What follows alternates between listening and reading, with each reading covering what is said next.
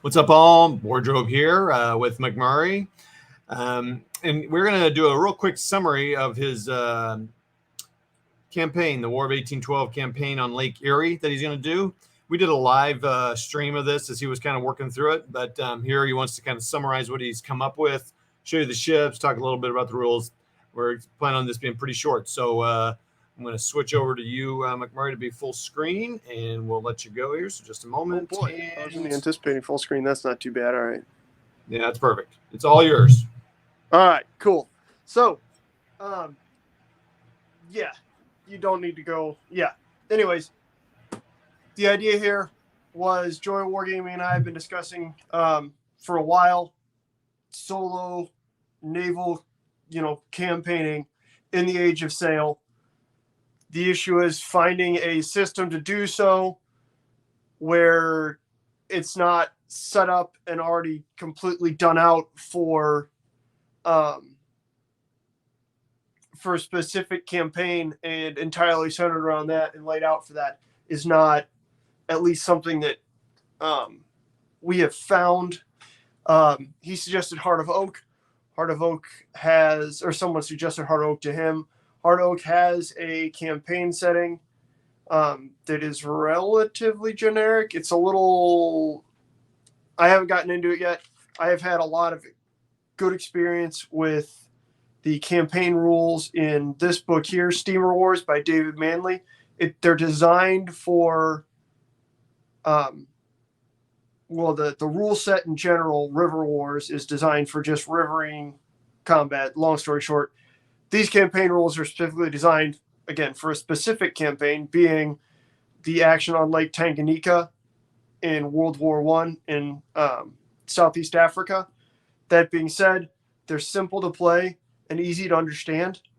So I was thinking to myself, okay, well, what if we could adapt that to an Age of Sail setting without too much trouble? How could we do that? And my thought immediately went to switching. Okay, well, we can. What if we tried to play the action on Lake Erie in the War of 1812?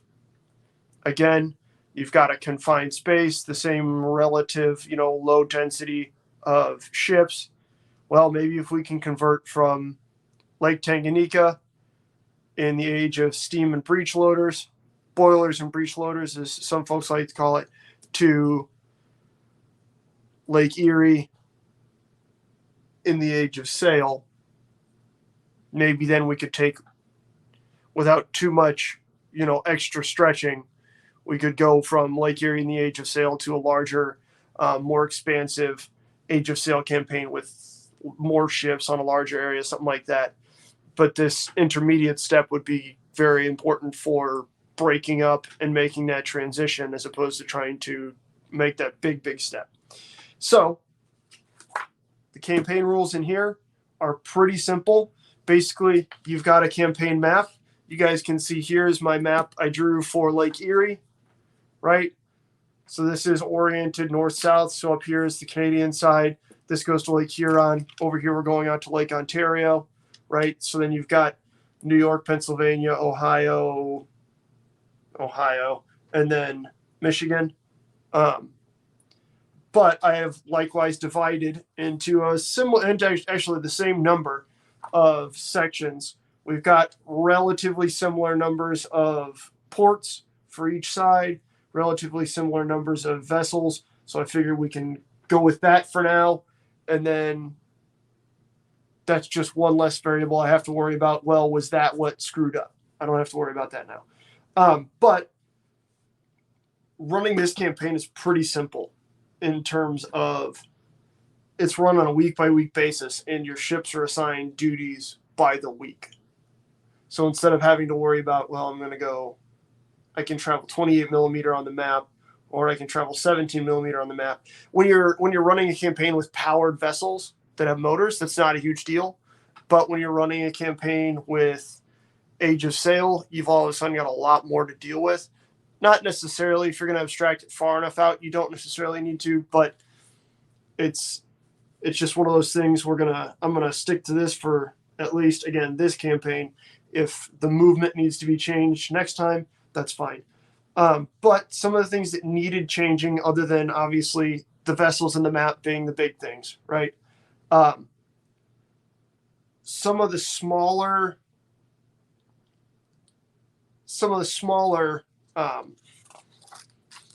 things that just needed to kind of be tweaked or whatnot. There's a really cool random events table in Steamer Wars that is quite particular to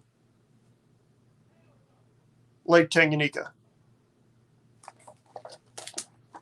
I made my own, right? So you roll a d10. On a 10, nothing happens. On a 2, bad weather. There's no movement for the turn, right? That's it. 3, bad weather, but bad weather blows up as your guys are trying to get home, get out, do whatever. So after everything in the turn is resolved, you roll a d6 for each vessel that's out at sail or out at sea on the lake, right? So if you're sitting back and you're repairing a vessel, or you just have vessels sitting in, the ports and their protected anchorages, you don't have to worry about that. But if something's out on the lake, roll a d6. On a 1 or 2, you lose 1 point off the strength track, which we'll talk about in just a minute here, because I obviously can't use the combat rules from here as well. Okay. 4 is rigging damage. A random craft takes rigging damage. It has to sit, quote, alongside in port this turn. That's one of the actions. We'll talk about that in a minute. Basically, it means it can't leave. But then after that turn, rigging's fixed, what have you. That's fine. Cool. 5, illness. There are personalities in this game. We're probably going to have, Chauncey, Yeo, Oliver Hazard, Perry, etc., Barkley in here. We'll get into the particulars of those when they actually make an appearance in the game. But until then, know that 5 is an illness. Random personality is just, again, out for that turn. They're sick. They'll get better. That's fine. 6 is one that is always entertaining when we run into in Steamer Wars, which is a fire, right? Fire was bad, when ships were mainly steel. Fire is really bad when ships are wood. So fire, a random ship, again, somewhere, suffers d6 damage points. There you go. You'll note that is significantly heavier than bad weather. There's a reason for that, especially small ships. It's not hard for them to be destroyed by fire. Now, once we get past 6, we have a split for an American and a British side, right? A column to our random events table. On a 7, Americans get an armed merchantman at Put-in Bay. Again, stats for that will be obviously forthcoming. The point is, it's not the littlest ship on the lake, but it's not by any means a big, powerful thing. Germans, armed merchantmen up here at Fort George. 8, Americans get an armed merchantman at Black Rock. 8, there's an armed merchantman at Fort Amherstburg for the Brits. 9, the Americans need to escort 5 barges to Put-in Bay. Okay, so one nice thing about this system is we don't have to worry about where they're moving from, right? Because it's not going to be one turn that we get here, one turn we're here, one turn we're here. It's that they will be assigned a convoy order in that section of the lake. So we'll talk about that when we get to the missions in a second here. 9, the British are going to have to escort to Amherstburg. Okay. 10, the Americans need to raid the northeast area. Basically, they need to commit at least 1 armed ship to the northeast area. There's something going on land. They need naval support. There you go. The British are going to have to raid the south area, right? So this makes sense. You got Americans coming up here bombarding in British territory and Brits coming down here and bombarding in American territory. So that was kind of one of the big things that I needed to roll over. It's slightly different from this table. Other than that, we're going to kind of shift to Steamer Wars here because we don't need to look into my notebook as much anymore. Native intelligence, we're going to count as the same thing. Just obviously it's not native Holo Holo tribesmen, it's native, First Nations people or Native Americans. around the lake. Basically, what this means is whoever looks like they're winning, so whoever has the highest points right at this point in time, you can roll a d6 and say, okay, Erie, roll a d6. On a 4, you know the number of ships that are there. On a 5, you know the number of ships and if there's any shore batteries. And then on a 6, you know what the ships are, how much, what guns are on them, as well as the strength of those ships, as well as the strength of the shore batteries. Okay, so just because you have that advantage in points doesn't necessarily mean you're going to get that. That's not a whole lot of what we found is that in most of these campaigns, that's not a huge advantage, because most of the time you find yourself kind of thinking about, okay, I know that such and such is there, such and such is there, such and such is there. Now, missions are going to be basically the same, right? Patrolling just means you're sending boats to that area. No big deal. Raid, like I said, is going and taking offensive action against an enemy coastline or port, which means you can raid ports if you want to. The 2 raids were intentionally put in places that weren't ports because there's a difference there.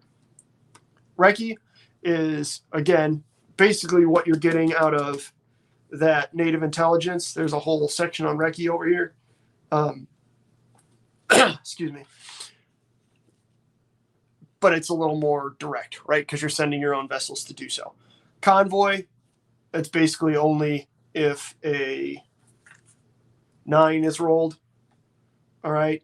On that special events table. Transfer is just moving one of your ships to one of your allied ports, right? Does that make sense? So instead of, like I said, you're not monitoring where your guys are going and then, okay, at the end of that turn, they'll be over here. Your ships leave, they do what they need to do, and they return to their port, where their port facilities are, all that stuff. Where their provisions are, where their paybook is, where their guys on shore are, everything. So that's what's up with that one. And then lastly, repair alongside. We talked about that with like the rigging damage. You have to stay, quote, alongside or repairing. And so that's just sitting in port and then attempting to repair either a strength point or, whatever else. Encounters are pretty simple. In terms of most of the time when you encounter somebody, either you want to kill them or it's not hard to necessarily get away from them. But just because you encounter somebody, if one person doesn't want it, doesn't want to get into a fight, that doesn't necessarily mean that they're forced into it. But yeah, so we'll talk about that's. We're not going to get into the nitty gritty of how to do each of these things, just kind of running through my alterations and how that works. So we're not, again, going to look at resolving raids or any of that stuff.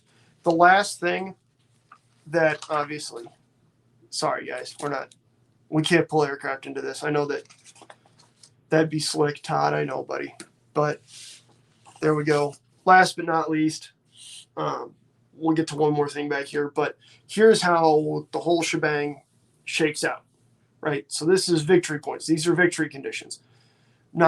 I'm not necessarily set on my campaign running for 16 weeks.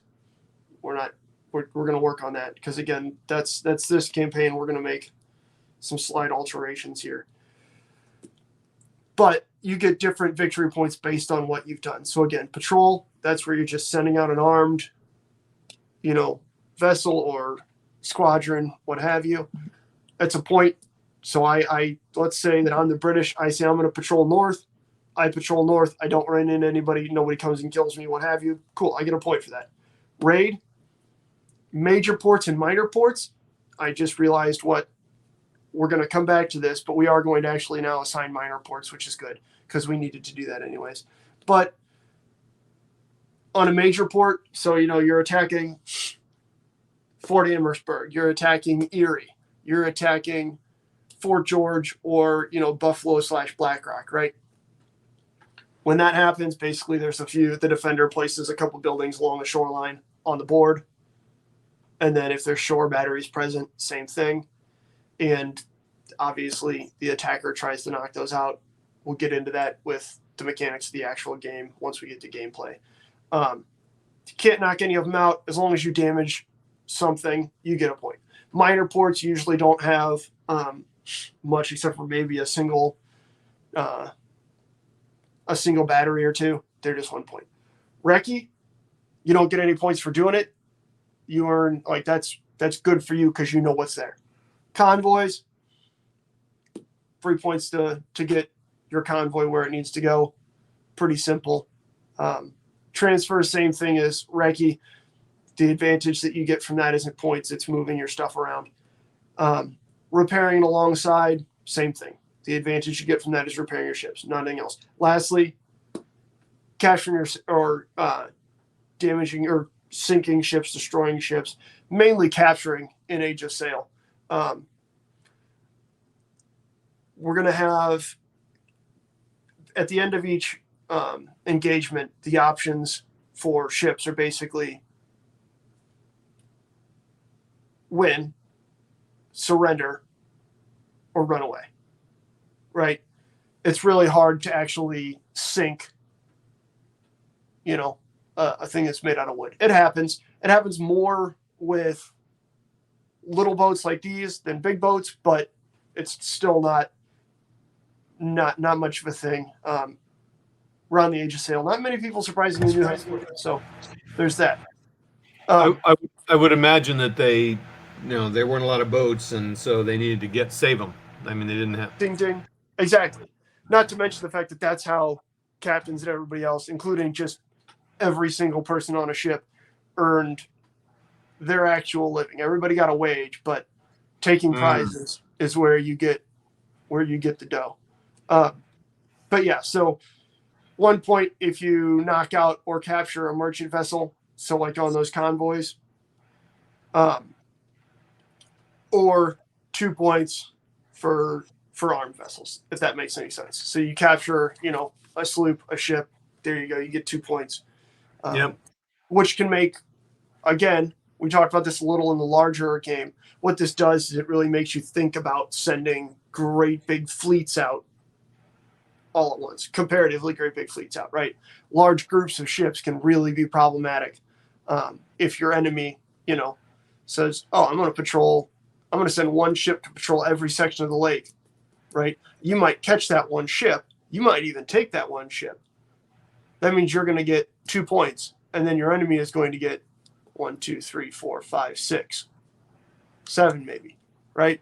Okay. Not to mention the fact that if, God forbid, you both send out big groups, and then all of a sudden, oops, you meet, and your enemy winds up, your 3, 4 of your ships wind up striking their colors. Not only did your enemy just win, but then also they've got 8 points and 4 of your boats. But yeah, so cool. We'll get on with that. I have not written a timeline yet. The more I think about this, I'm not sure if I want to stick really rigidly to a historical timeline or if I want to make this, 6, 7 turns, and I'll just divide it up and compress the actual time into 6 or 7 turns, but still maintain that one action per turn, right? Does that make sense? Yep. So instead of this campaign stretching in reality for 12 months, maybe I'll run it for 6 or 7 turns, 8 turns, and I'll condense what happened in those 12 months.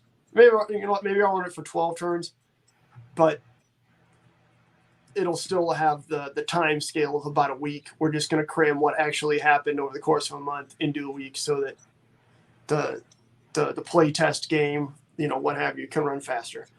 Okay. So that's cool. the big difference.